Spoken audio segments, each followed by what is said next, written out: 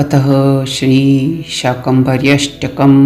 शक्तिः शाम्भव विश्वरूपमहिमां मङ्गल्यमुक्तामणिर्घण्टाशूलमशिं लिपिं च ददतिं दक्षिश्चतुर्भिः करैः वामेर्बाहुमिरर्घ्यशेषभरितं पात्रं च शीर्षं तथा चक्रं खेटकमन्धकारिदयिता त्रिलोक्यमाता शिवा देवी दिव्यसरोजपादयुगले मञ्जुक्वनन्नूपुरा सिंहारूढकलेवरा भगवती व्यग्राम्बरा वेष्टिता वेडूर्यादिमहार्घरत्नविलसन् नक्षत्रमालोज्ज्वला वाग्देवी विषमेषणा शशिमुखी त्रिलोक्यमाता शिवा ब्रह्माणि च कपालिनी सुयुवती रौद्री त्रिशूलान्विता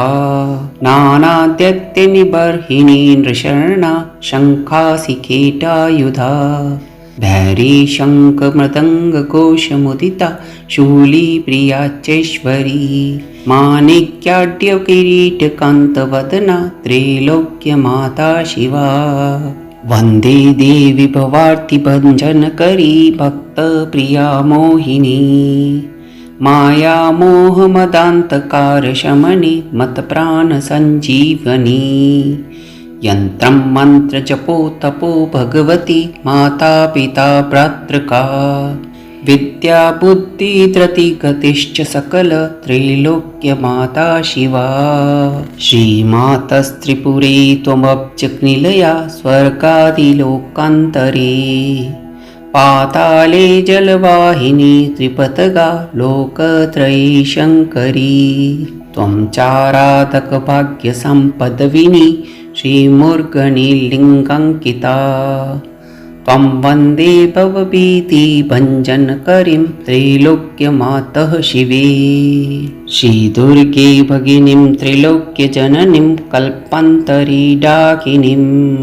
वीणापुस्तकधारिणीं गुणमणिं कस्तूरिकालेपनीं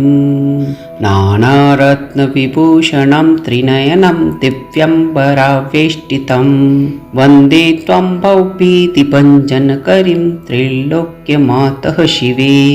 नैरत्यं दिशिपत्रतीर्थममलं मूर्तित्रये वासिनीं साम्मुख्या च हरिद्रतीर्थमनकं वाप्यं च तैलोदकं गङ्गादित्रयसङ्गमे सकुतुकं पीतोदके पावनी